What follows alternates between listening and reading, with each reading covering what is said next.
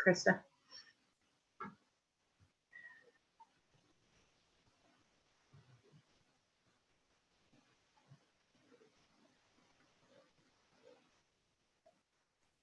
How is everybody? Hey, Greg. Everybody good? Doing okay? That's good. Shutting down the phones, eh? So you can get some relief. So Sandy is here.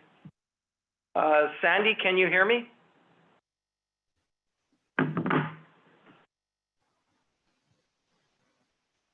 Yes. Said yes. Okay, good. I left a message with you. Would you be interested in sitting on the Canoe committee? Yes, I would. Okay, good. Thank you. Good.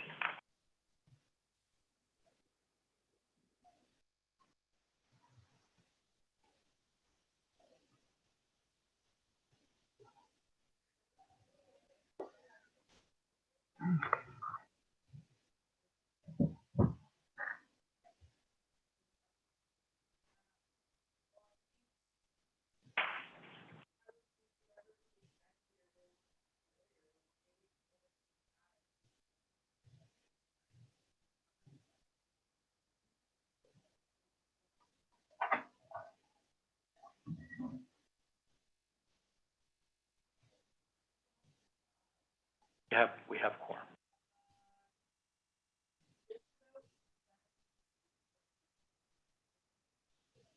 On, no?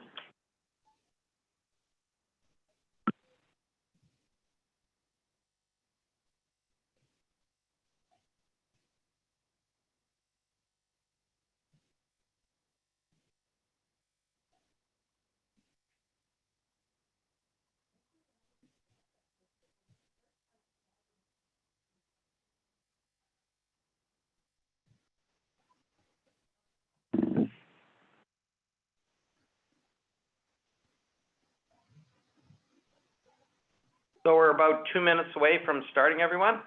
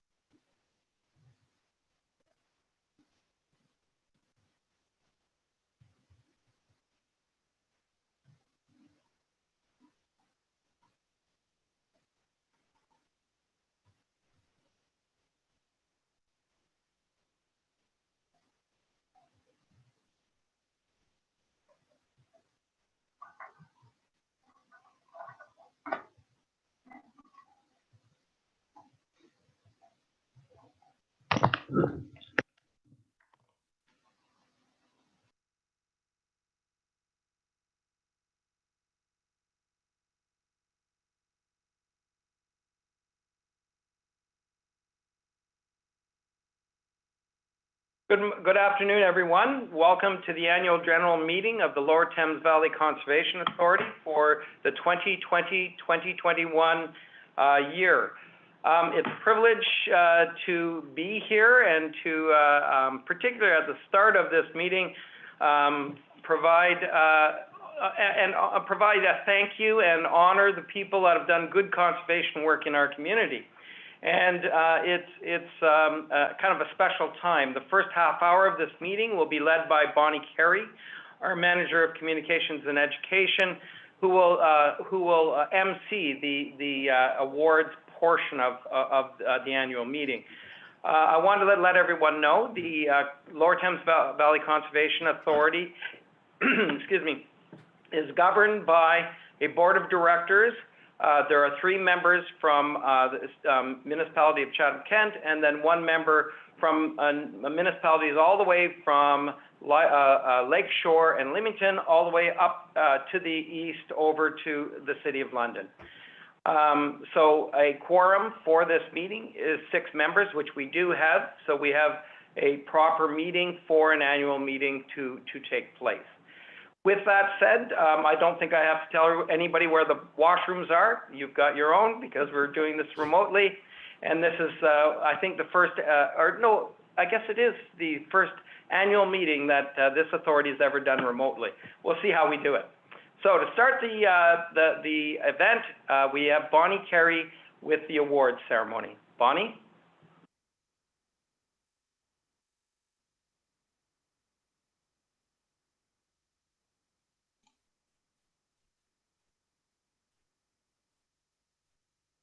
Okay, folks, my internet is starting to act up here. Screen is flickering, so I'm going to share screen real quick here. From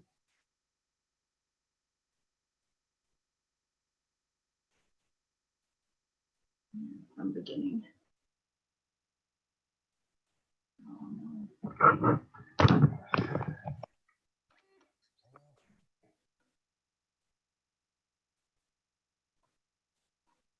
Can everybody see that okay?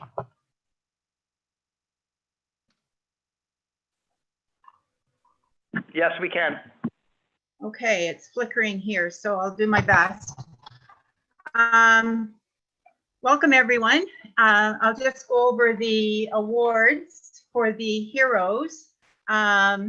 These awards honor and recognize those in the community for their outstanding volunteer time, services towards conservation activities that educate about or improve our natural environment, and ultimately the health and quality of life in the Lower Thames watershed and region. We recognize those whose time, energy, and resources help the Ltvca make the Lower Thames watershed a great place to live through their work in environmental education, special events, or board and committee work.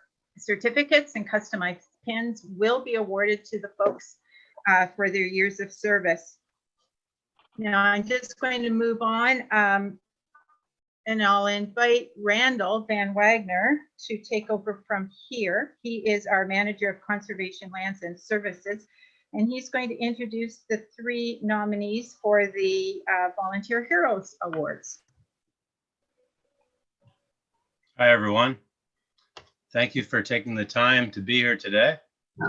Part of our program is nice because we get to acknowledge the great work that is taking place in our watershed. Sure, we are the authority, but it takes the involvement of our citizens to make a real difference. First up is Mr. Pat Lavin. Everyone knows Pat. He's a well-known realtor in the Tilbury and Lakeshore area, and Pat has generously donated about 3 acres of land adjacent to the Big O conservation area. This new land will be planted into an oak savanna, and being on Highway 77 will provide an excellent exposure for this conservation area. 6 years ago, our chair, Linda McKinley, had a good idea for a spring birding event at Big O. This new land will keep the momentum going with a new trail and educational signage installed this upcoming spring. On behalf of our staff and board, I thank you, Pat, for your generous donation and congratulations on your award. In a normal year, I'd shake your hand and we'd do a photo op, but in lieu of that, would you like to say a few words?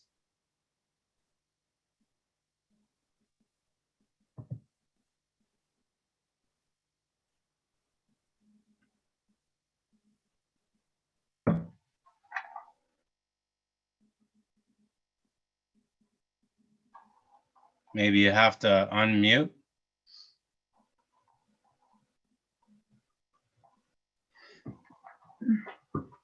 Okay, well, maybe we can do that at the end. Shall we move on to Murray Hebbleweight?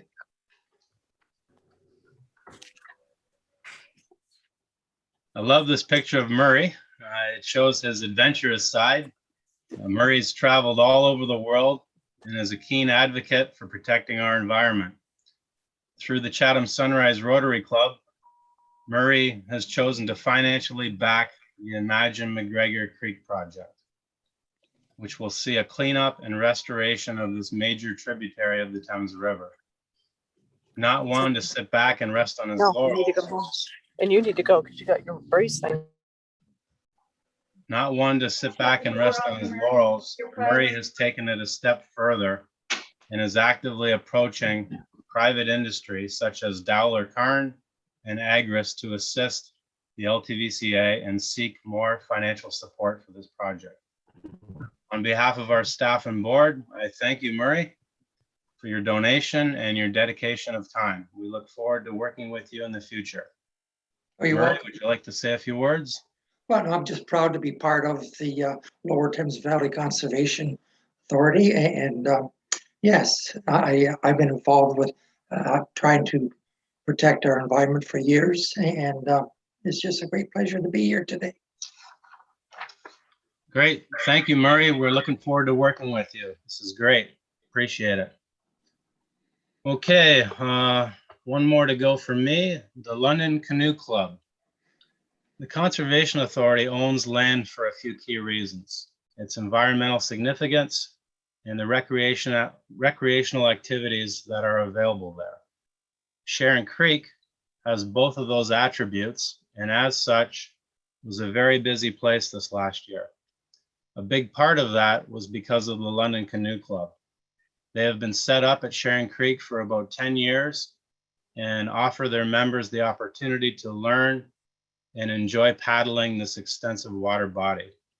This partnership promotes the proper use of lands, introduces people to healthy outdoor activities, and simultaneously provides a professional presence to the property. To all the London Canoe Club members, we thank you for your support. Keep up the good work and keep on paddling. Janet, would you like to say a few words? Thank you, Randall. I think you very nicely described the partnership we've had with Lower Thames Valley Conservation Authority. We've been absolutely delighted to be out there for the past 10 or 11 years and have that opportunity to have recreational canoeing and kayaking for our members. It's been a really beneficial partnership, and we look forward to continuing it in the future. Thank you. Great, thank you. And with that, I'll pass it back to Bonnie. All right, the next awards are for the Environmental Awards for Outstanding Individuals. And this award honors and recognizes an individual in the Ltvca watershed for their outstanding work towards environmental stewardship on their own land or in the community. A customized wooden plaque will be awarded for their efforts towards improving the environment through stewardship projects such as tree planting, reforestation, tallgrass prairie restoration, and wetland creation. And I'm going to introduce Greg Van Every, who is the Environmental Project Coordinator, to speak on the award winner for the Environmental Award. Hi there, everybody. Welcome to the meeting. We would like to acknowledge Michael Smith for this award because he's done all of the above. Everything that was listed, he's done it. So he's been very active in the community to recruit volunteers, and we wanted to recognize his efforts for engaging those folks in the community. And you know, it's just been great to have someone with such a passion. He's done some restoration work on his own property out in Buxton. He's guiding people in the right direction for a more environmental future. So congratulations, Mike. We really appreciate the work that you do. And do you have anything to say to us?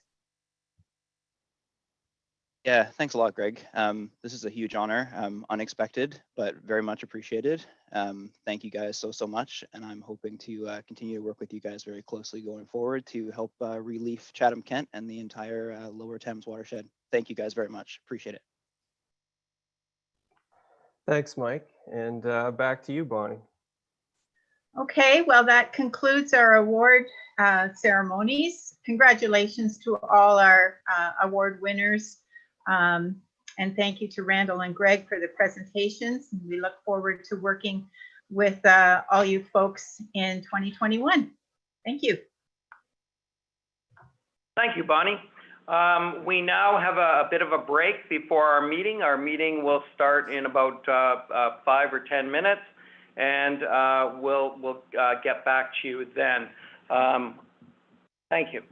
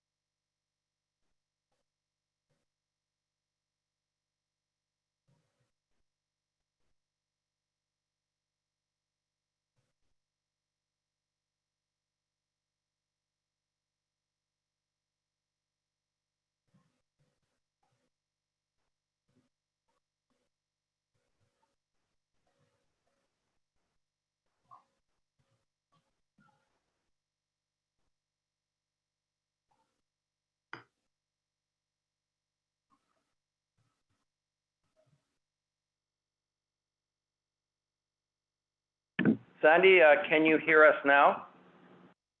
Good. Okay.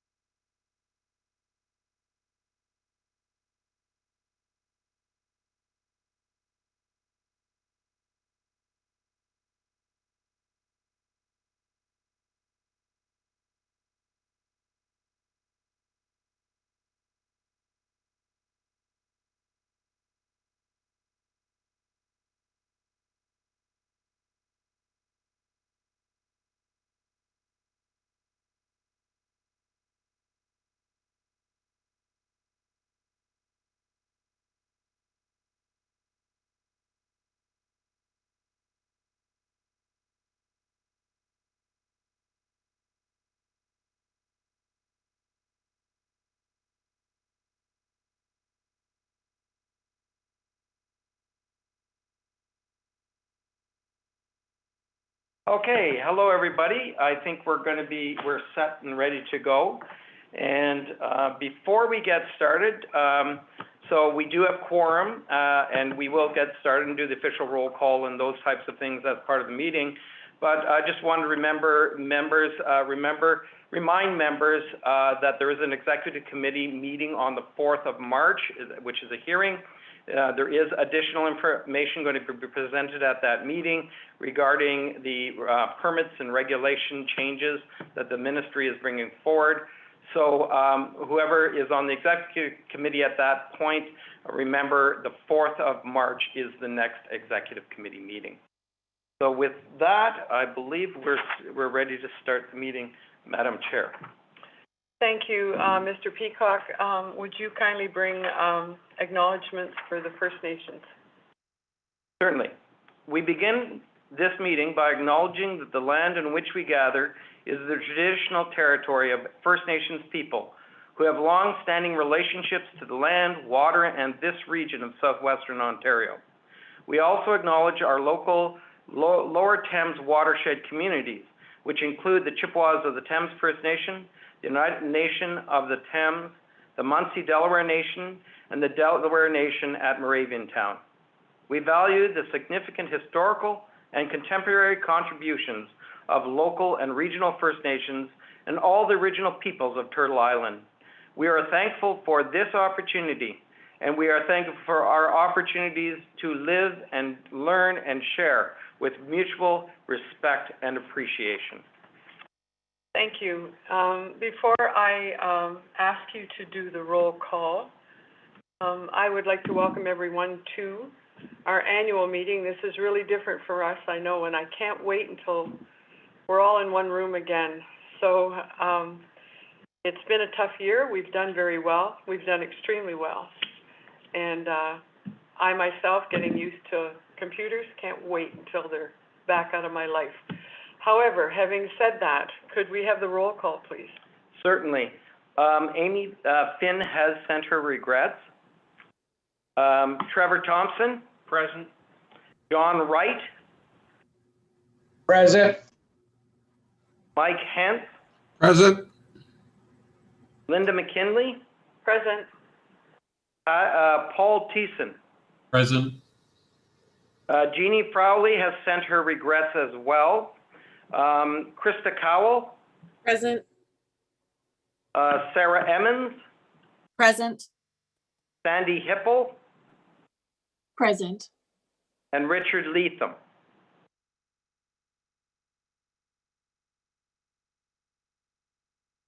Richard there? He's here. I see you, Richard, but can you hear us? You're on mute. Okay, thank you. I want to bring the board's attention to the fact that Jeannie Frowley has moved and therefore no longer a resident of Middlesex Centre. We have been in correspondence with the municipality, and they will be reappointing a member to the board for Middlesex Centre. We also have been in contact with the City of London, and they have not yet replaced their member, so we have 2 seats vacant out of the 11 on the board, but we are awaiting municipal appointments. Thank you. Before we go to the adoption of the agenda, we have a little personal work to take care of here. As you all know, our CAO turned 60 this month. The whole world knows now. And I have been in touch with staff during the month of February, and I do know that staff had a birthday bit of a surprise for him. They certainly did. Well, we do too, because you and we got a birthday card, and we put, I understand he has a favorite restaurant here in Chatham, and so we're helping him to his favorite restaurant, and we just wanted you to know that no hugs, no kisses, but we'll feed you. Okay. Happy birthday. Thank you very much. Thank you very much. If I would have known how good you get treated when you turn 60, I would have done it years ago.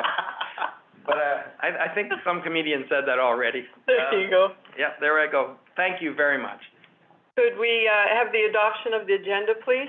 There will be, Madam Chair, there will be polls appearing Only board members should vote on those polls. Okay, okay. And Neil will be announcing the results of the polls. Okay, thank you. Now I've got You can something in vote. front of my screen here. You can just vote yes or no on that. Seconder and a Right mover. now? We're doing this now? I don't Yes, understand. we're doing it right now. For the adoption of the agenda, are we going to do all our motions this way? Yes. Oh, you're getting high-tech, or high-techer, is there such a word? I don't know. So we vote now? Yes. How do you get a mover and a seconder this way? The mover and second is done just in an ordinary fashion, and then the vote is done this way. Oh, okay. So I need hands for a mover and a seconder Yes. with this big box in front of me. Thank you, Richard. And Krista, thank you. All in favor? And I guess now you vote. Is that how this goes? Yep. We've got Wow. 7 yeses and 0 nos. Thank you very much. Now, I take this off of here till the next time, do I? Oh, you're going to handle that too. Thank you. Yes, it's all handled. Thank you. Disclosures of pecuniary interest, do we have any? None, I see none. Under your feet. Thank you. The chair's remarks. And this is where I'm going to read to you what you all got in your package. But however, I've been told this is what we do. I have to say that in writing this, I have a ghostwriter here at the Lower Thames, Bonnie, and I want you to know if you ever need to write something and really have it impress people, call Bonnie. She's amazing.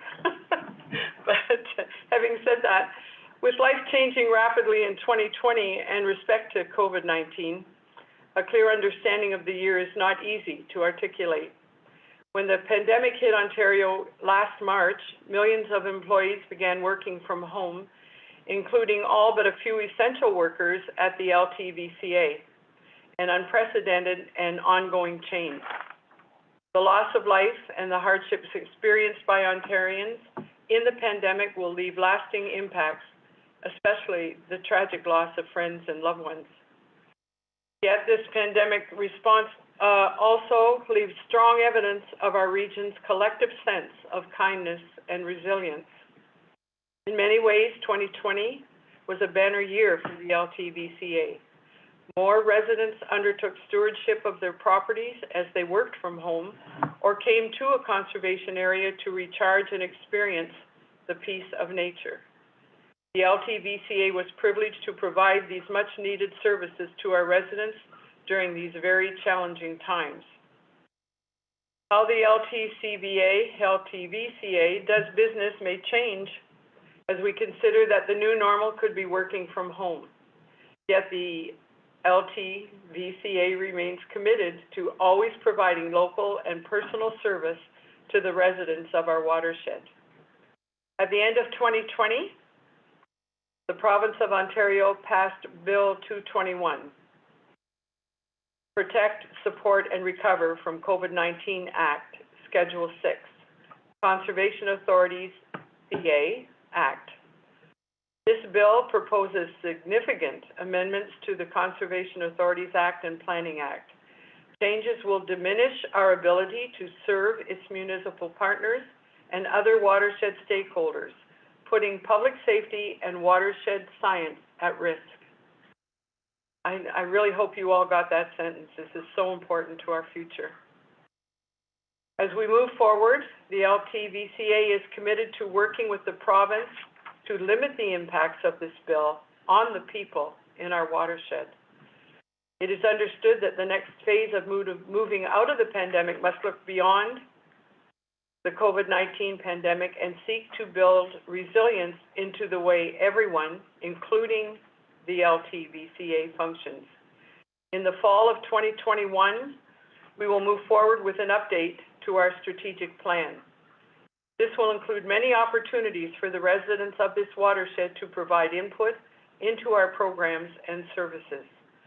While COVID-19 exacerbated various existing challenges, it also created conditions for accelerating good ideas.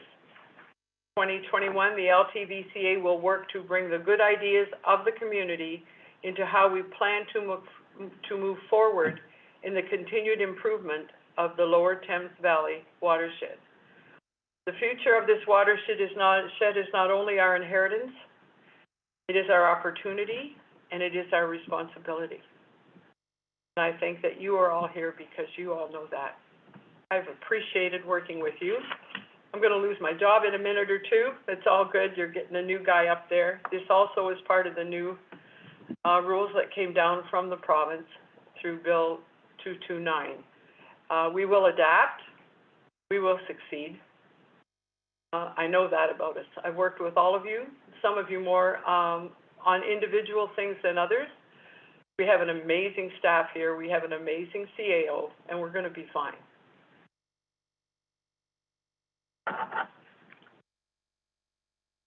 Now, the approval of the previous meeting's minutes from December 10th, 2020. Do I have a mover?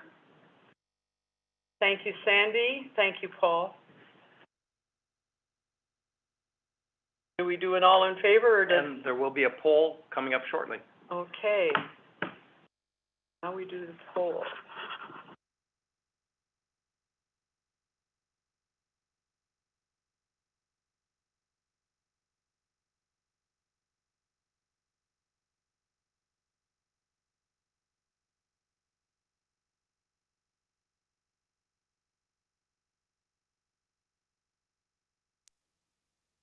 Okay, so we've got 7 yeses and 0 noes. Thank you. Is there any business arising from the minutes? None, I see none. We're going to go to presentations number 8, and we will all follow Bonnie Carey on the 2020 annual report. Bonnie? Can you guys hear me? Yes, we can hear you. Okay, I can barely see my screen. My bandwidth is extremely small and my connection is terrible. So I will, in fact, I can't even get the PowerPoint up and running. I'm so sorry.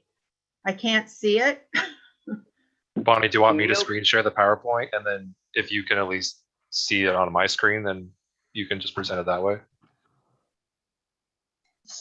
Sure, I can't even open it, Neil. I'm sorry. Like it's open, but I can't, from the beginning, I can't start it because my mouse isn't even working now. So.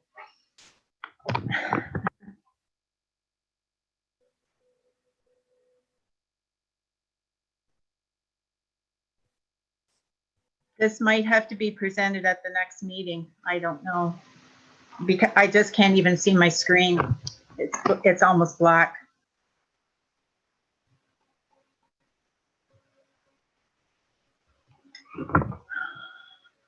Bonnie, if need be, I could present it.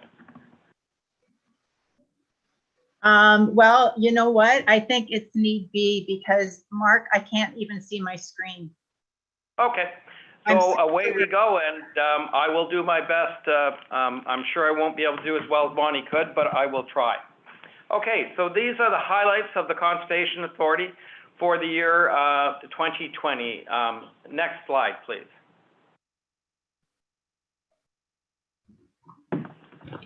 So, and next slide, and keep going.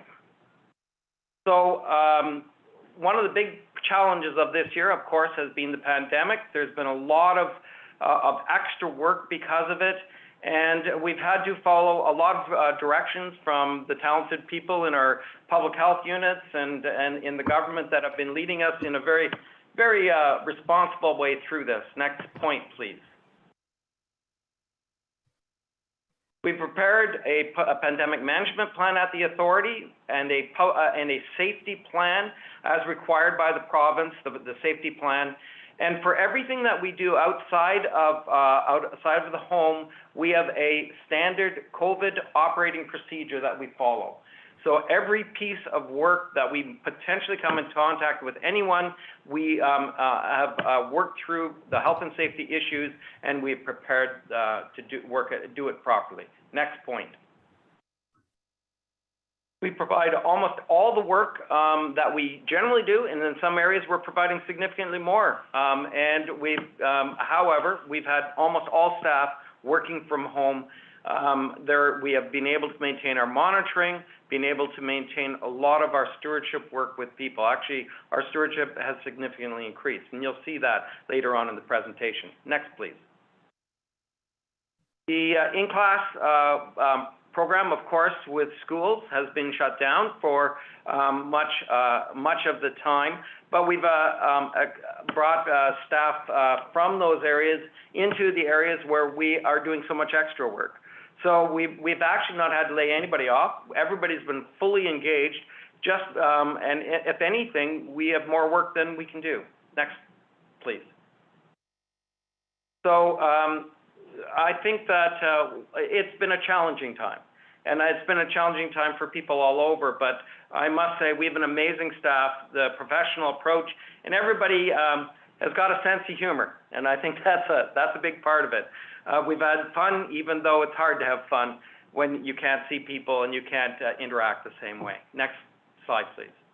So about us, we have a vision for a balanced and healthy watershed. Next. Our mission is we lead by example in environmental protection in partnership with the people in our communities, and we value respect, integrity, commitment, objectivity, and collaboration. Next, please. Our priorities, these are priorities that have been defined through strategic planning processes, is protecting life and property, protecting drinking water, enhancing watershed health, allowing people to step into nature and experience and therefore value nature, and we partner with our communities. That's a huge thing. Here's our area of jurisdiction, all the way from London down to Leamington and Lakeshore, and including municipalities in Essex, Chatham-Kent, Elgin, Middlesex, and London. Our board of directors, you saw them before. Right now, we have two empty seats, which is the City of London. We'll have a new member there, and the city and the municipality of Middlesex Centre. But that's the board of directors that manages and not manages, but governs this organization, with Linda McKinley as our chair. Next, please. Our budget, you can see that we get a significant amount of money from our municipalities, and we also get a significant amount of money from grants from other agencies and revenues that we generate. So those are the percentages. Next, please.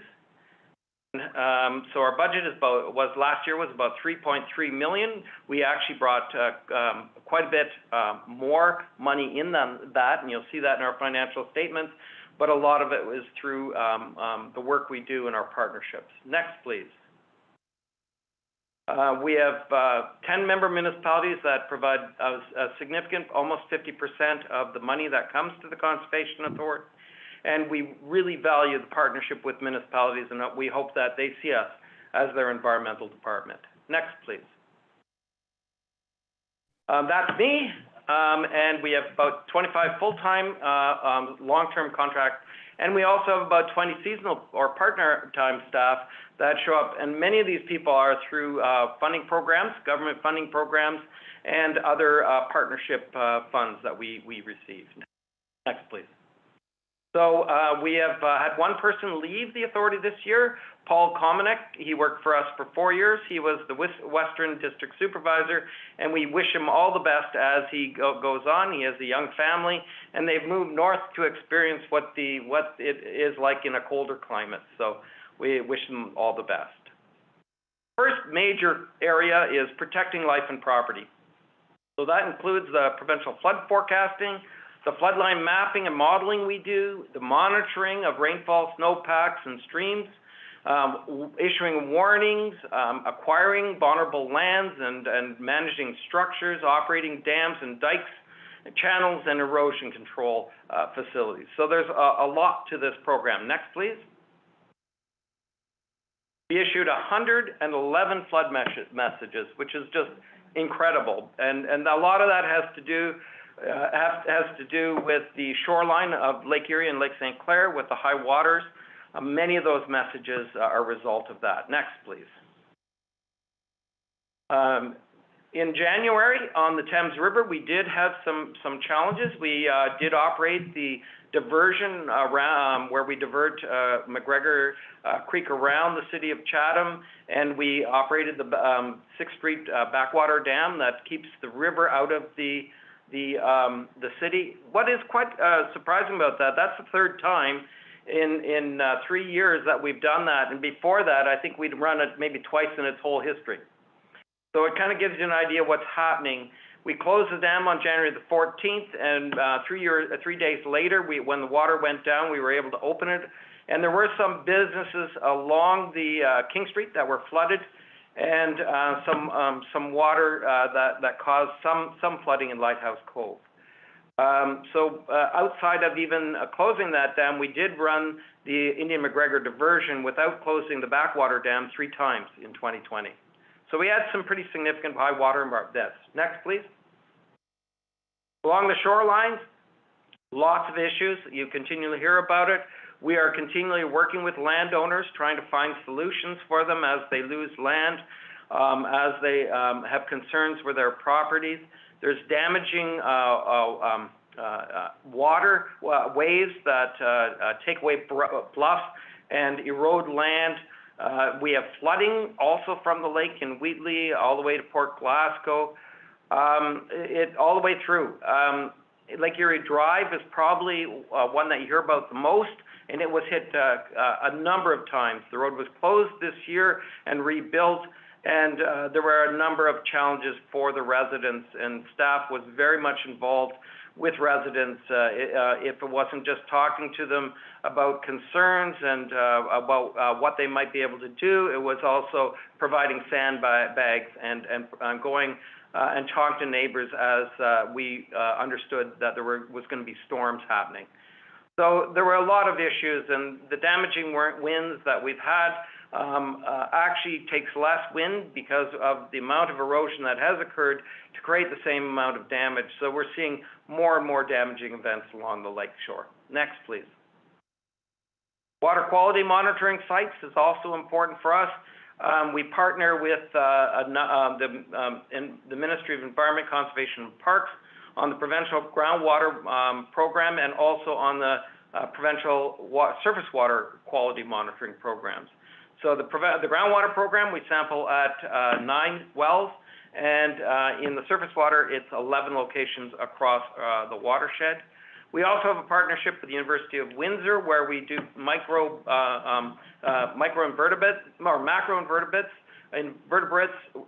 which are the bugs and the things with creepy crawly type stuff in the bottom of the stream. The picture shows somebody with a net scooping up some of those animals, which we then send it off to the university, and they identify them and number them and let us know what the quality of the stream is based on what's living in the base and in the sediments of the stream. Next, please. Oh, sorry, there's 16 provincial water quality sites also operated. So next slide. So land use planning and regulations. This is an area that's significantly increased. You can see some of the damaging. The middle picture is Erie Shore Drive and some of the other roads that are being washed away and houses being damaged in the area. Next, please. Our plan input and review is expanding. We reviewed 556 applications under Section 28 regulation. That's probably double what it was about 4 years ago, and it's getting more every year. Just so that you're aware, we usually have about 25 permits in January. January of this year, we had, I believe it was 70 permits. So the amount of regulation work that Jason Wintermute is doing is extremely Taxing, you know, we have very few people. We have an apartment of one with some support from Val, really important support from Val, to get through over 550 applications last year. So it was quite a job. And we regulate the rivers and the valley systems along the rivers, the lake shores, and wetlands with this regulation. Next, please. Oh, I'll just say that there was over 3,000 planning applications also reviewed, and that's Val doing that work along with the other work. And this is led by Jason Wintermute. So the three people that do this work are let's say, are quite busy. So next. We did have an algae bloom this year. It was from August the 13th to September the 3rd. It did have an algae that did create cyanobacteria, which is a toxin. We aided the province and the university and different universities in collecting samples for understanding whether this would be an issue. Now, the net levels didn't get to the point that the toxins were an issue. Next, please. The highlights of our source water protection program this year was that we've submitted our third annual progress report to the province. This in May, that it's kind of a strange anniversary, but it is 20 years since Walkerton. And we, as part of that, we helped with the Trust the Tap campaign, which we rolled out through our communications department led by Bonnie. Next, please. That's the little logo that came with it. Tree planting. So that's another big part of our program is stewardship, which is tree planting restoration. We work with a lot of people, and the numbers are quite staggering when we see them as they come up. And we are continuing finding people in our watershed that want to do good work. And you know, a lot of it, people just walk up and say, you know, can you help me? I'd like to do something to benefit this watershed. And you know, it's amazing our community what they do. Next, please. So some of the things that we've done with regards to webinars and working with community groups is the Wardsville Species at Risk Info Night, Greening the Landscape webinar, the Ridgetown Horticultural Society and Rotary Club tree planting, Wheatley Soccer Association and Wheatley Horticultural Society tree planting, and the Tilbury area free tree giveaway. Here's some more partners. It goes on, and we do appreciate the support of these partners. They make a huge difference in this watershed. About half the budget of the Conservation Authority goes towards stewardship, and much of that goes to community people to undertake projects. Next. So we have 23 stewardship partners. Next. And we worked with 287 landowners. Isn't that wild? And we did almost $1.2 million in grants to people in our watershed to do good work. Next, please. Next. So we restored 113 hectares now across the watershed. Next. Next. Planted 53 hectares of tall grass prairie. I think that's a record for us this year. It's quite remarkable. Next. And again. We planted almost 100,000 trees again. And we've reforested 47.4 hectares of land. And there's a good picture of one of our crews working at it. We restored 12.6 hectares of wetlands we created. Next. And we also did a lot of work with species at risk. And one of the neat things about this watershed is that we have funding, from the federal government, because species at risk are so important for Ontario and Canada, the ones that live in our watershed. So it's the second year of funding from the Habitat Stewardship Program and Canada Nature Fund for Aquatic Species at Risk, and that's all through Fishes and Oceans Canada.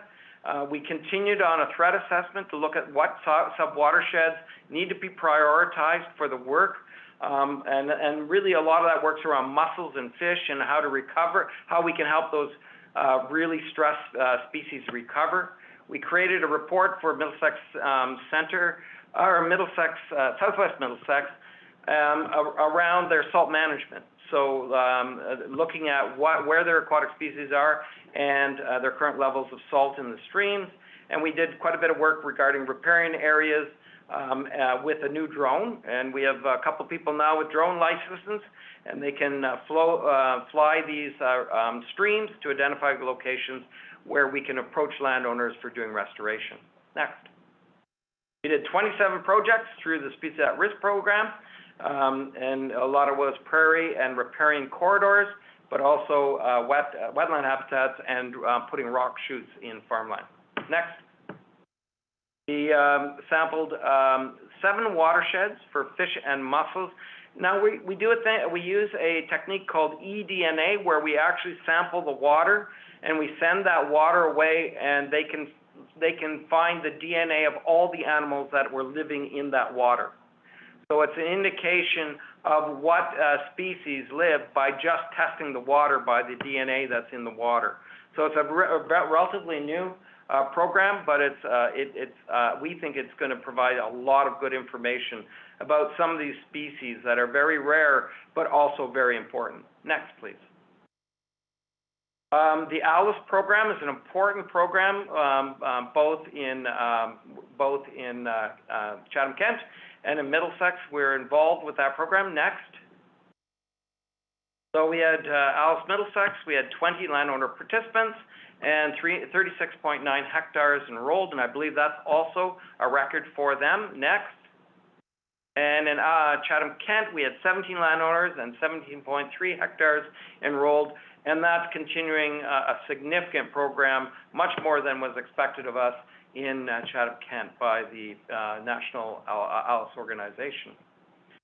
Another big and important program that we're working on is in specific watersheds. We're trying to work to understand how we can pull down the phosphorus as part of the phosphorus going into the streams and eventually into Lake Erie as part of the Lake Erie Action Plan to reduce phosphorus by 40% over the next little while. So Colin Little, our agricultural specialist, leads this program, and we get funding from a number of different places. Environment and Climate Change Canada, the Great Lakes Protection Initiative, and the Canadian Agricultural Partnership Fund. We did 1,265 hectares of cover crops in these 2 watersheds. We did soil sampling, you can see the numbers there, and we looked at alternative phosphorus application practices on over 1,200 hectares of land. Those are very significant numbers. And we also did 2 erosion control projects, and we did over $85,000 to 40 farmers for implementing BMPs. Next, please. We're doing a lot of research. That's Ryan Carlo, our monitoring specialist that works with Colin in the Agricultural Support Program. And we're looking at a lot of data that will help understand BMPs and phosphorus and healthy agricultural practices as we move forward. We received $124,000 to support this work in the Jeanette's watershed in 2020 and 2021. And our goal is to assist the agricultural sector in strengthening its work in environmental stewardship, enhancing water quality and soil health. We have a project that's administered by the Soil and Crop Improvement Association and funded through Canada Agricultural Partnership in doing this work, which is the on-farm program. Next, please. One of the big initiatives that we're starting this year is the Lower Thames Valley Soil Health Program, and that's Colin Little in the picture there. And it's funded through Environment and Climate Change Canada and the Great Lakes Protection Initiative. We're wanting to provide incentives for farms across the whole watershed, not just the Jeanette's and McGregor's Creek like the original, which you saw a couple of slides ago. We want to provide it across the whole watershed for cover crops and for soil sampling to help farmers build healthy and soils.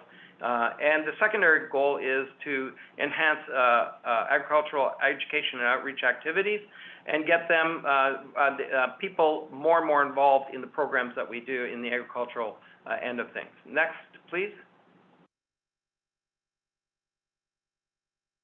So we received 221,000 or almost 222,000 for this program over the next couple of years. So it's quite a program.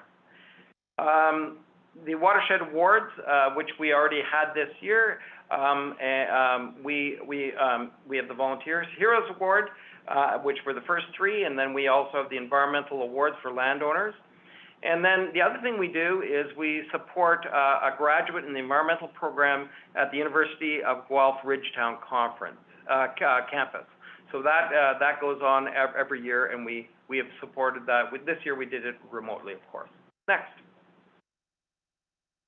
Conservation areas.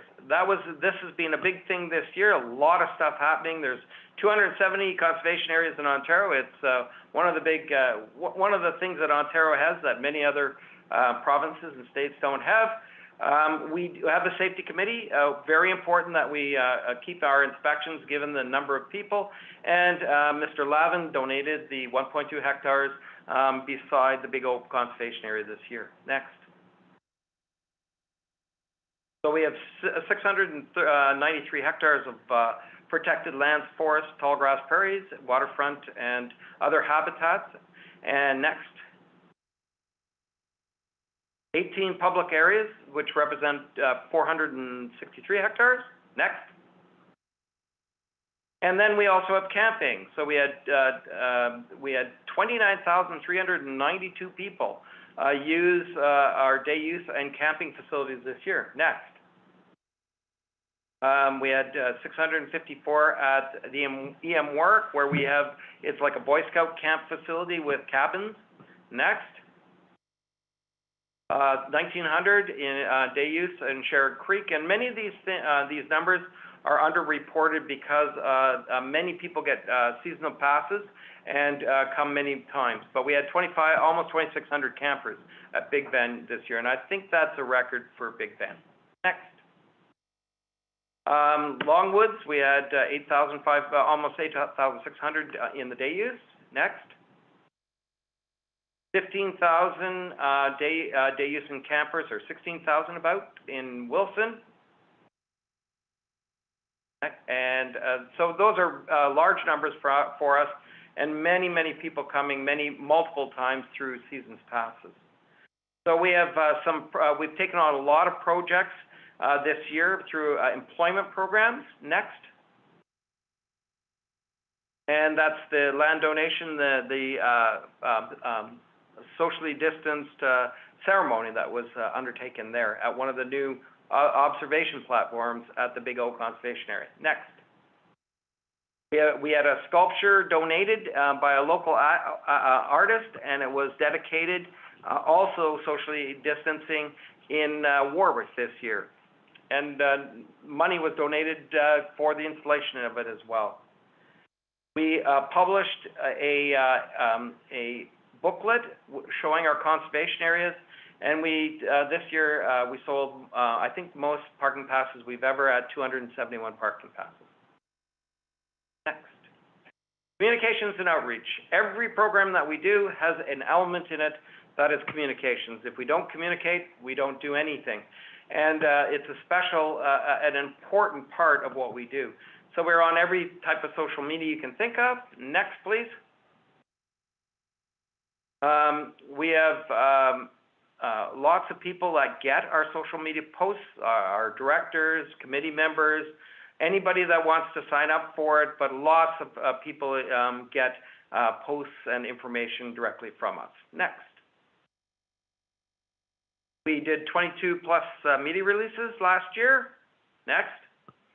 Some of the highlights.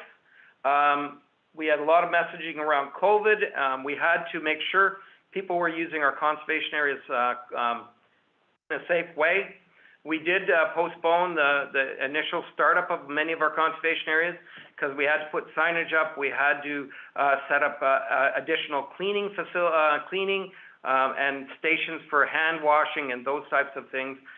So there was a lot of messaging around that this year. A lot around the Schedule 6 of Bill 229, which is changes to the Conservation Authorities Act, that is going to have such an impact on conservation areas. Next, the annual report, which this presentation is all about, and next, and other presentations, and lots of other social media messages, over 300 of them going out through the year. Almost every day there is a social media post that goes out, or a news release that goes out from our department. Next, please. Lots of people using our conservation areas, lots of innovative work going on because of having to do things differently. It's amazing that even with the pandemic, we had a lot of support from our communities and way more use of our areas than we have in the past. Next. We hosted 7 events, even with the pandemic. We still hosted 7. Some of them, of course, were before March the 12th or whatever. But we actually got to host 7 events through the year. Next. So educational program. This is one of the areas that was really challenging for us this year, but we continued moving forward. That's Jerry in the front and Karen in the back, 2 of our educators at the Longwoods Road. There are 37 interpretive centers across Ontario operated by conservation authorities, and we operate the Longwoods Road Conservation Area Education Center. Next.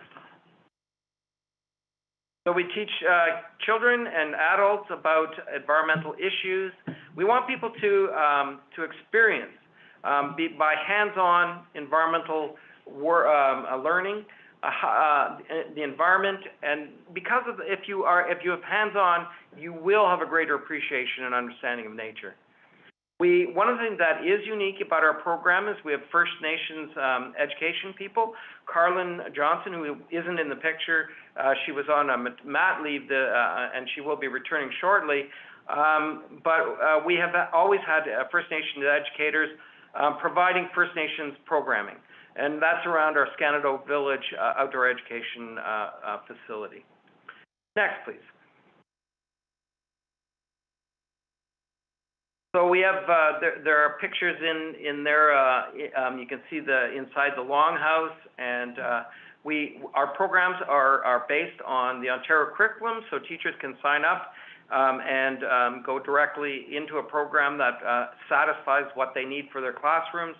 And we have had a lot of effect. You can see by the chart what's happened in 2020 compared to other years. We've about 1/10 the number of people went through our programs this year, at least in a direct way. But many people were involved in things through the internet.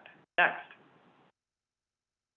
So we had 428 children participate this year and their chaperones. Next one, please. We had 163 grade 2s participate in a river and stream safety program where in the spring we go in and teach grade 2s to stay away from streams and the reasons why and how cold the water is. So we did about half of what we often do because it kind of got halted in the middle of the program in March. Next. Here's the village. You can see that it has 3 longhouses. The village, you can see one of them is looking pretty new, the one on the right, and it was recovered this year. So that was a major program this year. Next, though, the mission is to provide an interactive museum that engages the public in the preservation and presentation of the past through experiences on site and also going into the community. Next. The vision is to be continuous community leader to educate about the past, collect and preserve local history, and faithfully interpret the Haudenosaunee people of the Longhouse. So we had to adapt. We did a thing called summer day camp in a bag, or camp in a bag, where people picked up things from like a leading type of bag of materials, and they went out into our conservation areas and they learned about nature, or they learned about the First Nations in doing that. Next. So we incorporated team building, and we presented a lot of stuff into the web for teachers and students to use because of learning in an alternative way. Next. So we will be rebooting, and we did some interesting stuff this year. It was we had a real scary night with a Halloween event where people drove through the conservation area, and it was a real hit. We sold out within a couple of days, and people just loved it. So we're going to have to do things differently, and we will adapt. Next. That's the rebuilt longhouse, and it was done through the Ontario Job Creation Program and through the UNITA. So we work with First Nations in their job creation programs. We often have First Nations people working with us. So we received 22,000, almost 23,000 from the Ministry of Tourism, Culture and Sport, and we for our operating grant, and then a further 19,453, which we don't get every year. It was in an assistance program as the province realized that museums were having a hard time because of the pandemic. Next. Here's some of the people involved in the different programs. We are doing some really interesting stuff with the artifact collection. Leanne, who's the young lady at the top, is preparing collections of artifacts to go in as part of our reconciliation work to go into schools of First Nations so that we can repatriate some of the artifacts to the First Nations. Next. We had 73 dedicated volunteers who provided 672 hours of work in 2020 for all the work that we do. So lots of people helping us. Next. We did it to improve our CA, so a lot of improvements through, we did a lot of tree planting. Next. Restored habitat. Next. And we fundraised with volunteers. Next. And did events. Next. These are some of the people that have been involved in outreach in our communities, and through all the different types of funding that have been donated to us, we raised $1.56 million last year for our watershed. Next.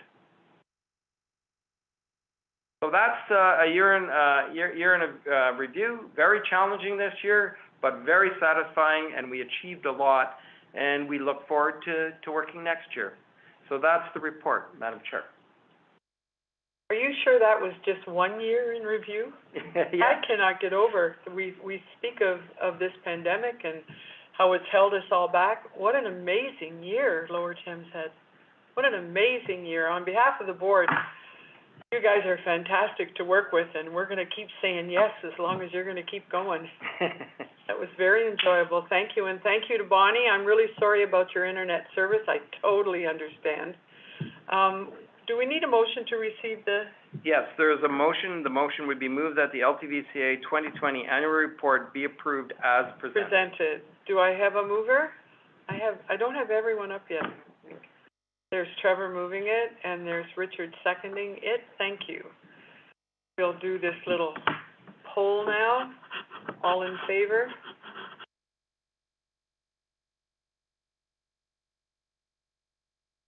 Lost my mouse here.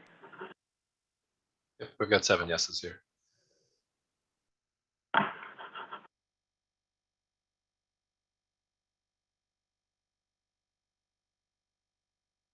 I don't have a mouse. I'm in favor. You may want to use your touchpad.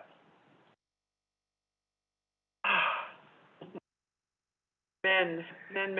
Actually, well, it was 100% yes, so he took me. Okay.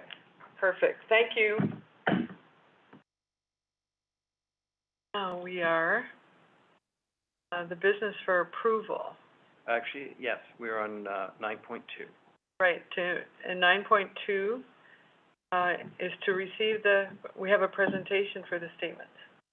Madam Is that Chair, what yes, I'm we seeing? do. Yeah. Okay. We have Miss Laura Pollard from our auditing firm of Baker Tilly CK. Thank you. Hi.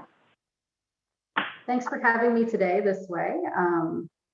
We're almost 1 year into AGMs electronically, and I'm beginning to get the hang of this. So it's great to be here. I am going to go ahead and read my report, and then I will try and put the statements up just to do a couple quick highlights there. So the members of the Lower Thames Valley Conservation Authority, we have audited the financial statements of the Lower Thames Valley Conservation Authority, which comprise the statement of financial position as at December 31st, 2020, and the statements of operations, changes in net assets and cash flows for the year then ended, and notes to the financial statements, including a summary of significant accounting policies. In our opinion, the accompanying financial statements present fairly, in all material respects, the financial position of the authority as at December 31st, 2020, and its results of operations and its cash flows for the year then ended in accordance with Canadian public sector accounting standards. We conducted our audit in accordance with Canadian generally accepted auditing standards. Our responsibilities under those standards are further described in the auditor's responsibility for the audit of the financial statements section of our report. We are independent of the authority in accordance with the ethical requirements that are relevant to our audit of the financial statements in Canada. And we have fulfilled our other ethical responsibilities in accordance with these requirements. We believe that the audit evidence that we obtained is sufficient and appropriate to provide a basis for our opinion. We then go through and outline the responsibilities of management and those charged with governance for the financial statements. Management is responsible for the preparation and fair presentation of the financial statements in accordance with Canadian public sector accounting standards, and for such internal control as management determines is necessary to enable the preparation of financial statements that are free from material misstatement, whether due to fraud or error.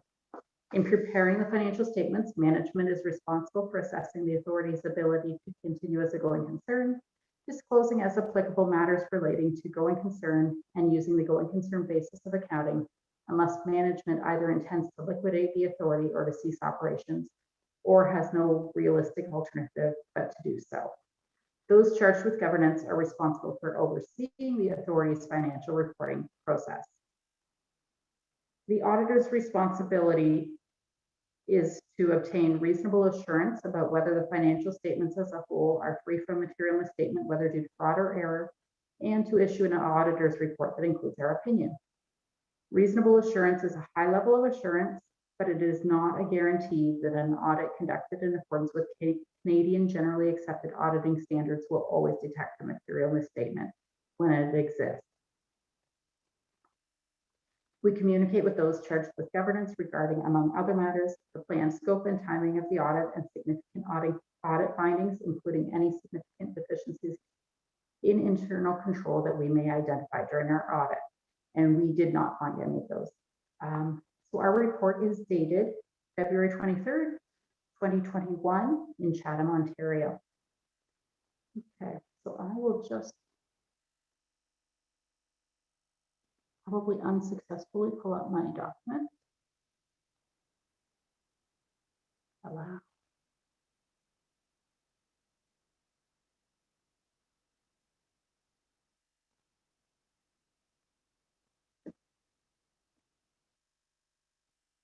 Okay.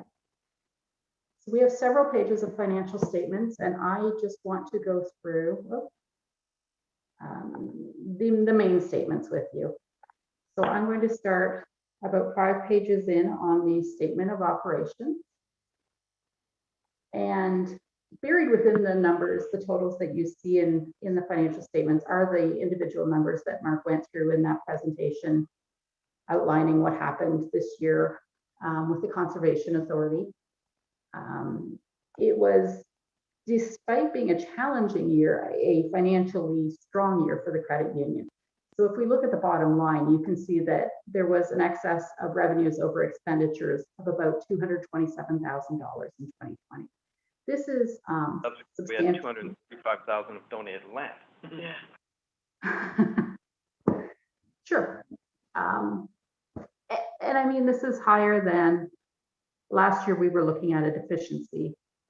So a good year for the Conservation Authority financially. At the top, we can see revenues for the year of about $3.76 million, in contrast with 3.47 the year prior, and expenditures of about 3.5 million, up only slightly from the prior year of 3.4 million. You can see the budgeted numbers there. Of course, 2020's budget was prepared prior to an understanding of what 2020 would look like. The next page is our balance sheet, statement of financial position. So this outlines, sorry, skipping that page. This outlines the items the Conservation Authority owns and owes. So we're sitting on a good, healthy cash reserve of about $1.5 million. And we have some receivables, some payables, and some deferred revenues sitting there. So at the end of the day, net financial assets are sitting at about $800,000. We then have some non-financial assets, including prepaid, minimal prepaids, and your tangible capital assets. At the end of the day, we end up with an accumulated surplus of nearly $7.5 million. If you flip to the back of the financial statements, if you're looking for more information about the various programs and how they perform financially, those are available at the end. But overall, a strong financial year for the for the Conservation Authority. And I would like to thank Todd and Mark and their team for all the cooperation we received this year while we performed the audit remotely. Thank you very much. Thank you, Laura. I want to ask if there are any questions before we receive the report. So I see some of you now. If you want to ask a question of Todd or of Laura, if you could put your mic on and identify yourself, then we could go from there. I don't have all of you in front of me right now. I do. Okay. Seeing none, I would like to put a motion on the floor that the audited financial statements be approved as presented. Do I have a mover? Thank you, Sarah. Seconder? I'll second it, John. Was it John or was it Michael? I don't have everyone here. Michael probably put it. Michael had his hand up. Thank you, Michael. All in favor? And now we'll go to the poll.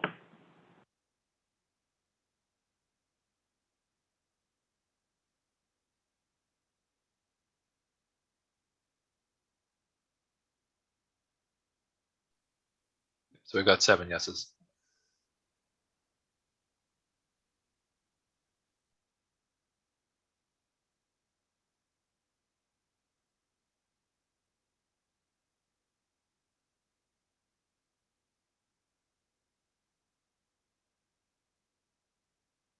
There we go. Just a little technical thing. Am I muted? No, I'm not muted. We are now going to go to the election of officers. And for this, I will turn it over to our CAO, Mark Peacock. Madam Chair, there's a motion to allow that to happen, and that is that the motion would be moved that Mark Peacock chair the Ltvca 2021 elections. Thank you. Do I have a mover? Thank you, Sandy. And Paul put up his hand. Thank you, Paul. All in favor?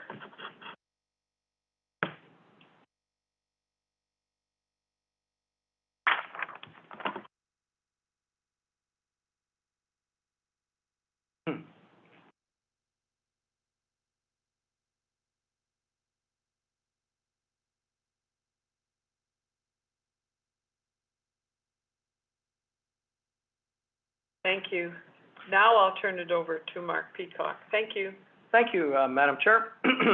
So the first thing we do is appoint a scrutineer just in case there is an election. Because it is electronic, the scrutineer that we would request that the board appoint is Neil Poitier, who is the person running the polling. So the motion would be moved that Neil Poitier be appointed as scrutineer for the purposes of the election. Do I have a mover? Sandy, and Krista is second. And there's the poll, please.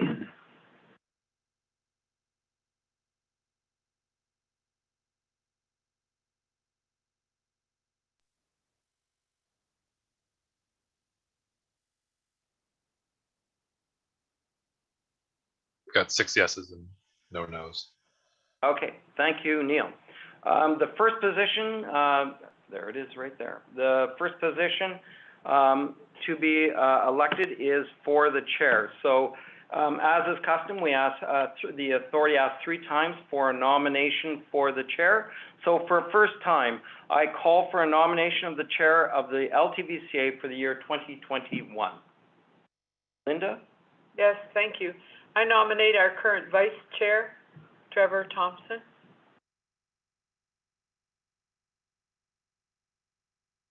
There's no requirement for a seconder. For a second time, I ask for a nomination for the position of chair of the LTVCA for 2021. And for a third time, I ask for a nomination for the position of chair of the Conservation Authority. Before we move the motion to be closed, Mr. Thompson, do you accept that nomination? I do. So I would ask for a motion, a mover and a seconder to move that the nominations for the position of chair be closed. Do I have a mover? Paul and Mike Hentz. All in favor? There's the poll in front of you.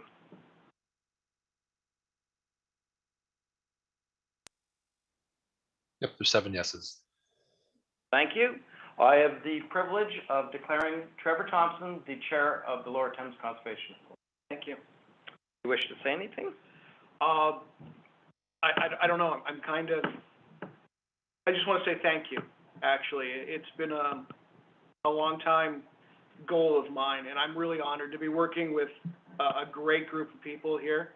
I think this is probably the strongest board I have the privilege of sitting on, and it's going to be an interesting year. It's going to be a year of, I think, success and some difficulties, some struggles, but I think when we work together and with the staff we have, we'll be able to overcome any obstacles we face and succeed as we have over the past year with our outgoing chair, Linda McKinley. So I want to say thank you to her. She's taught me a lot over the last year, and looking forward to working with each and every one of you. Thank you, Mr. Chair. As the Chief Administrative Officer, I would also like to thank Linda McKinley. She really has supported our staff and myself as the Chief Administrative Officer. I couldn't have asked for a better chair with a better sense of humor, someone that looked over my faults and looked to what we were doing and making sure it got done well. So thank you, Linda. Oh, thank you very much. The next position to be elected is that of Vice Chair. So I call for a nomination of Vice Chair of the LTVCA for the year 2021. Do I have a nomination? Sarah. I nominate Linda. Sarah. Linda. For a second time, I ask for nominations for the position of Vice Chair. And for a third time, I ask for nominations for the position of Vice Chair. Seeing none, Linda, are you going to accept the position? Yes, I am. Thank you. So I would ask for a mover and seconder for a motion to move that the nominations for the position of Vice Chair be closed. That'd be Richard and Trevor. All in favor? There's a poll coming. Yeah, there it is.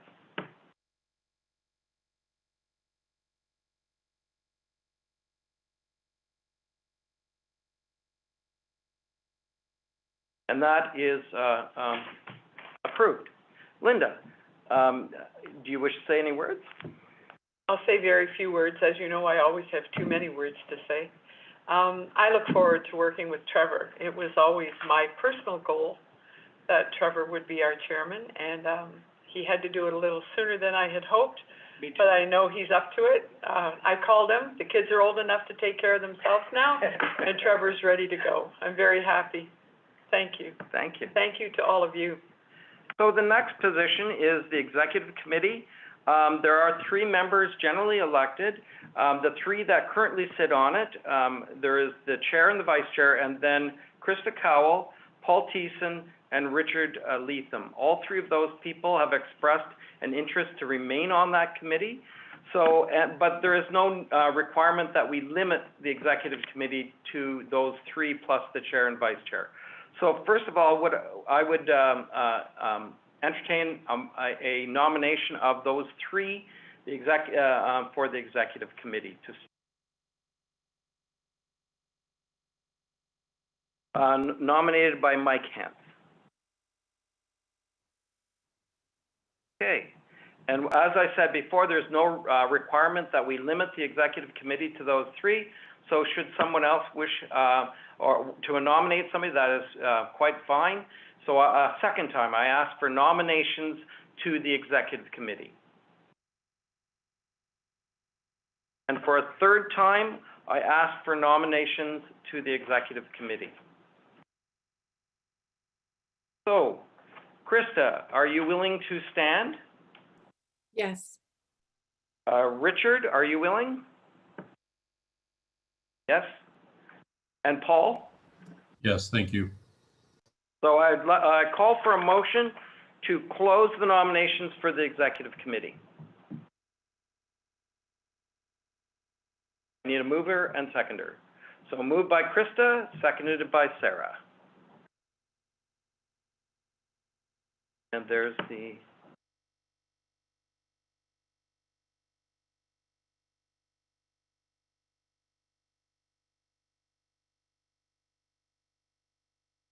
So I'm privileged to declare that the executive committee will be composed of Chair Trevor Thompson, Vice Chair Linda McKinley, Krista Cowell, Paul Thiessen, and Richard Letham.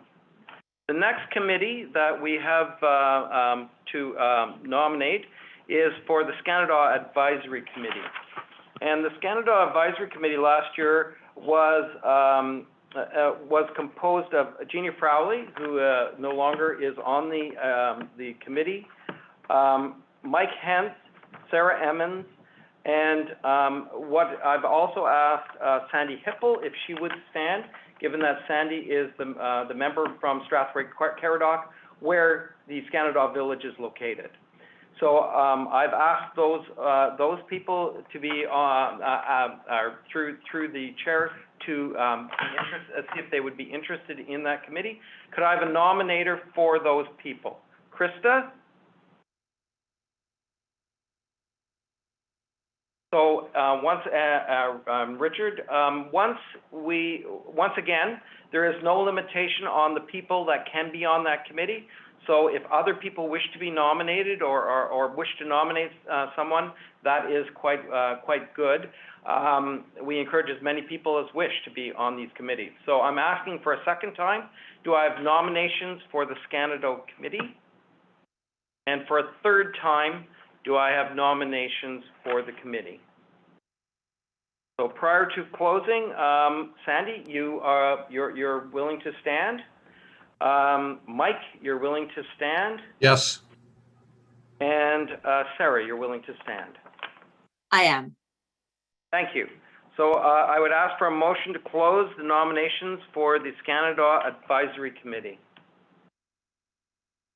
Trevor, and seconded by Linda.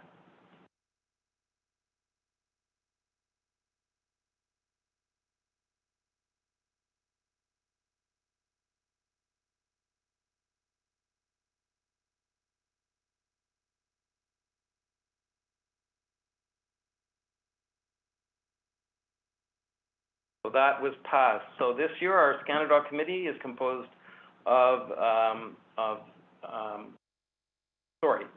Sandy Hippel, Mike Hentz, Sarah Emmons, and I also sit on that committee as well as support. So the last committee that we have to appoint is the Ice Management Committee. And that committee is made up of members from two municipalities, the municipality of Chatham-Kent and the municipality of Lakeshore, and I got that right this time. It's because those are the communities in which the major ice jams form, and therefore we need that representation. So last year, the Ice Management Committee was composed of John Wright, Linda McKinley, and Trevor Thompson. All three of those people have expressed interest in remaining on that committee. So could I have a nomination for those people on the committee? And it's Sandy Hippel.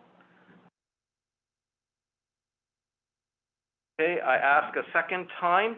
There can be one more member. That would be Amy Finn would be the third member that could be on that. She is not present at the meeting today. So I would ask then that actually I should probably ask, John, you're willing to stand? Yes. And Linda? Yes. And Trevor? Yes. Okay, so I would ask that for a motion to that the nominations for the Ice Management Committee be closed. That's Mike moving it and seconding it. Krista. And the vote is up.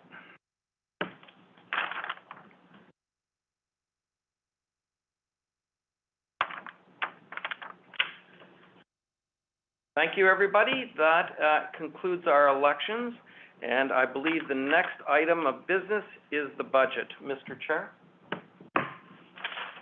All right. That is a non-matching levy, is it not? Yes, it is. This is the. Do you want me to explain, Mr. Chair? Please do. So our budget is broken up into two pieces. There is the general levy, which is the non-matching levy of $1,395,615. And it's approved by a weighted vote. And one second. That weighted vote I will call as we move through it. So the motion that is being voted on, and we will have to ask for mover and seconder, is that the non-matching levy of $1,395,615 be approved and apportioned in accordance with the levy apportionment table, and this is done by a weighted vote. And I will call the vote, Mr. Chair, but you will need a mover and seconder. We'll need a mover and seconder for that. Moved by Sarah, seconded by Linda. Thank you, Mr. Chair, and this vote is done by the way that our apportionment table is delivered to us. So the first, Amy Finn is not available. Trevor Thompson. Yes. John Wright. Yes. Thank you. Mike Hentz. Yes. Richard Lthca.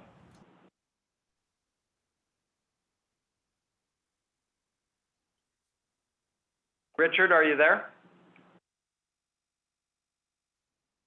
See him. It looks like a yes, but. If you can. Yes, he's got his hand up. Okay, he's thank nodding you. his head. Okay. Sandy Hippel.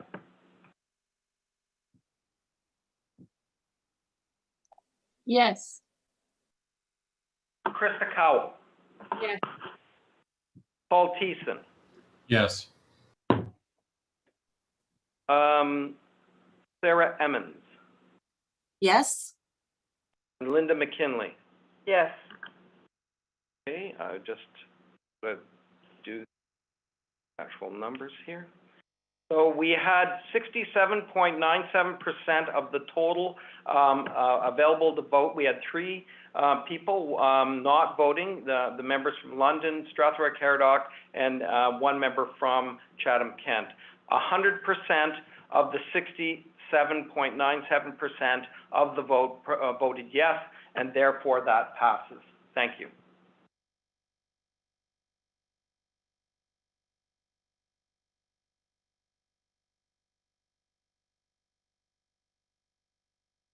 No, Mr. Chair, the budget is essentially the same as what was reviewed in our last meeting. I don't know if anyone has any further questions prior to the approval of the budget and the non-matching levy, which is the next motion, but Todd is available should anybody request any. There were a few little changes, but it amounted to maybe 10,000 out of a budget of $3.4 million or so. Okay, so does anybody have any questions? Seeing none, I'll need a mover and a seconder. Moved by Paul, seconded by Richard.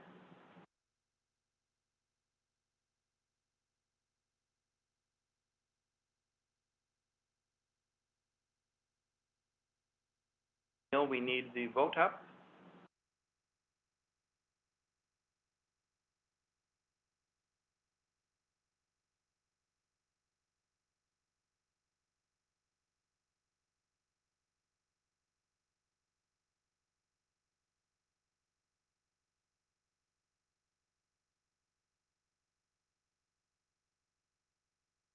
That passes. Takes us to 9.5. Yes. Appointment of the auditor. So I would need someone to move and second that motion. Moved by Krista, seconded by Sarah. All those in favor?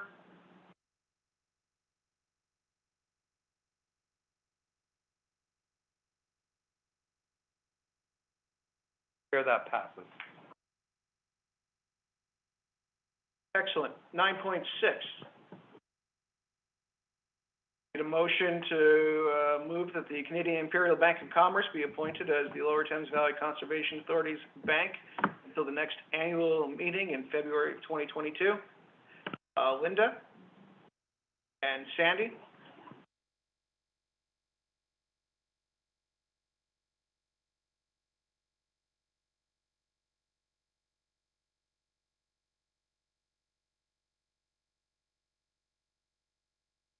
That passes, Mr. Chair. Brings us to 9.7. Motion to appoint the firm of Dr. James D. Wickett as the Lower Thames Valley Conservation Authority solicitor until the next AGM in February of 2022. A mover and seconder. Moved by Sarah, seconded by Paul.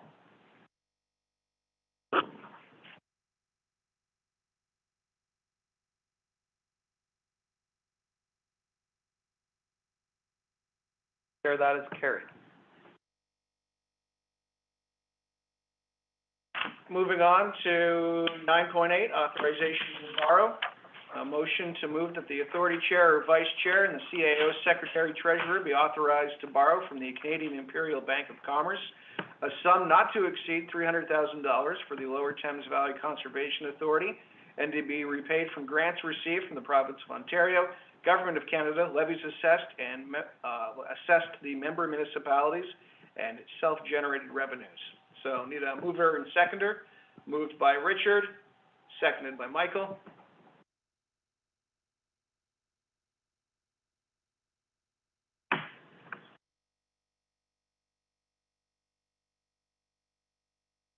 That's carried.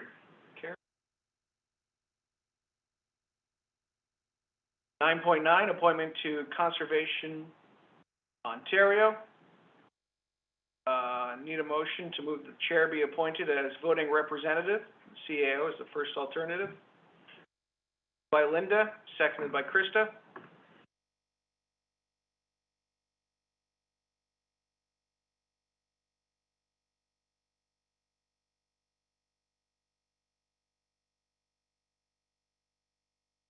Chair, that is carried. Which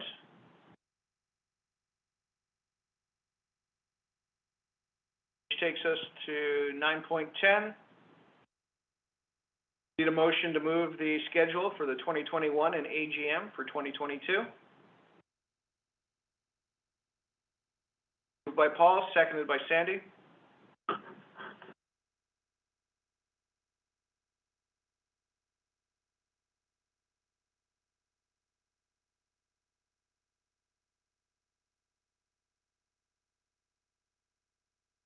Chair, that is carried. Hopefully we'll be able to have at least one or two of those in person. That would be nice. Where are we up to in here? Thames River Clearwater Revival. Yes, the Thames River Clearwater Revival. Motion moved that the Lower Thames Valley Conservation Authority Board of Directors endorses the Thames River Zibi shared waters approach to water quality and quantity, and that this endorsement be forwarded to the Thames River Clearwater Revival Project Steering Committee. Moved by Michael, seconded by Krista.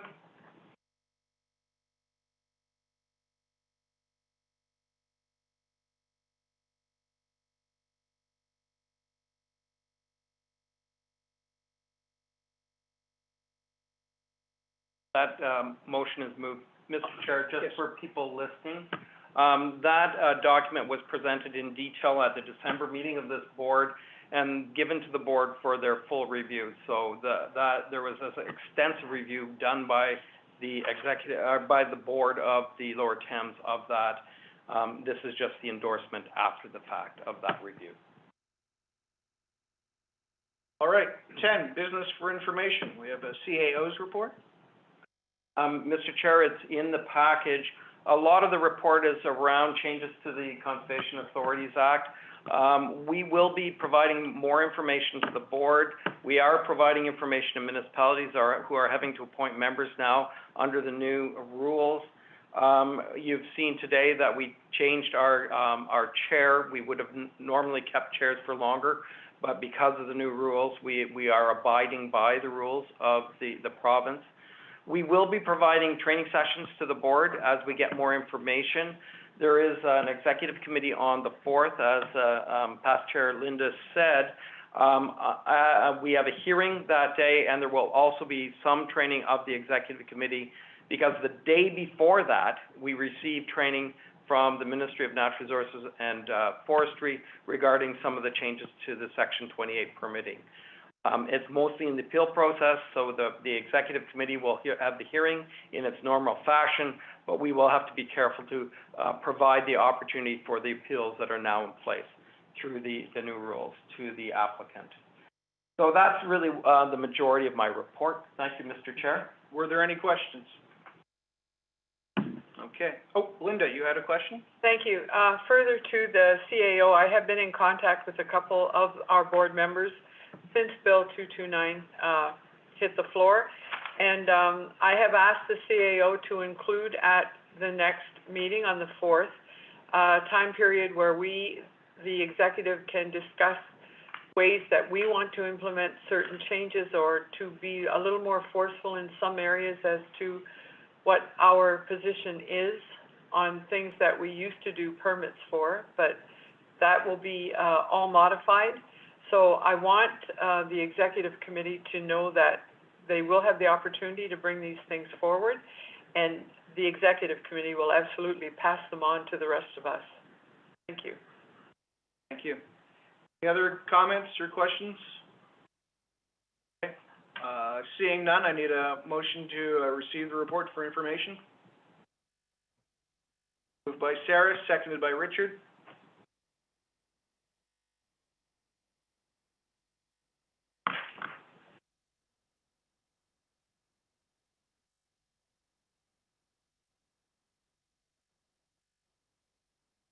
Chair, that is carried. Okay. Into correspondence now. Is there anything anybody wanted to pull out of correspondence? Okay. I would need a motion that the correspondence from items 11.1 through 11.7 be received for information as presented. Moved by Paul, seconded by Krista.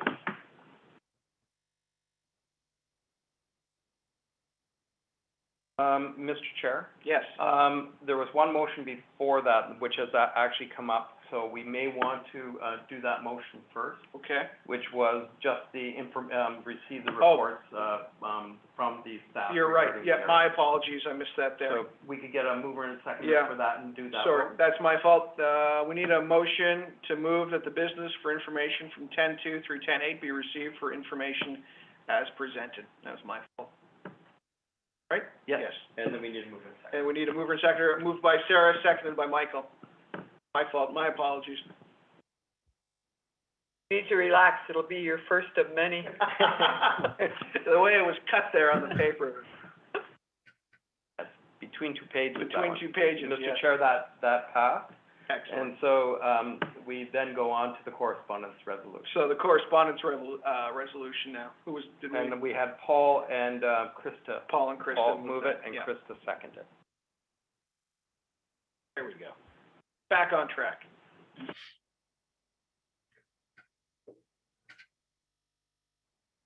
Chair, that passes.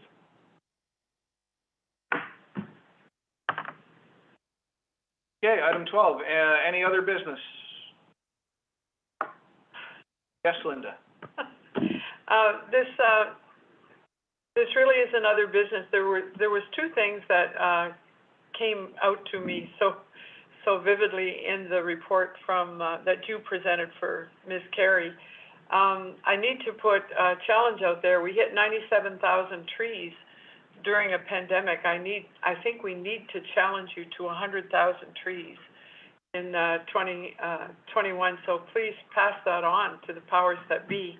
And does anybody know, there was a picture in there that temporarily blew my mind. It was a 3-slot, and the furthest one was a road right waiting to fall over a cliff. Does anybody know where that was? Wheatley, that's the Wheatley Provincial Park. Yeah, I think that's not a public road, but a provincial park road. Wow. Yeah. That was scary. And I love the woman hugging the tree in one of the last pictures. I don't know who she was, but she got all the way around the tree. Mr. Chair. Yes. We will have challenges meeting targets with tree planting this year. Really? Because of stock. One of the things is the province has closed the seed tree plant that provides seeds for nurseries, and we are having problems getting stock. We are also having problems because we are between two different funding programs for trees. And between the 1 billion tree or 2 billion tree program that has been announced by the federal government and the programs that have been undertaken by the federal government as a filling in the gap when the province canceled their tree programs. So we probably won't get to the 100,000 trees this year. That's too bad. But it's because we are having challenges getting the stock and getting the right stock The actual tree. through the funding programs too. But we will get there because we are committed to reaching the 200,000 trees per year that the municipality of Chatham-Kent has asked us as part of their commitment for climate change. Yeah. The tree deadline, that's March 1st, isn't it? 'Cause It is. I ordered some trees this year. Yes, it is. However, we will be extending that as much as we can. We try to have everything in by the 1st of March, but if people want to come in and plant trees, we are not going to stop anybody from getting a tree if we can get them trees. Okay. All right. In that case, I guess it's just a motion to adjourn.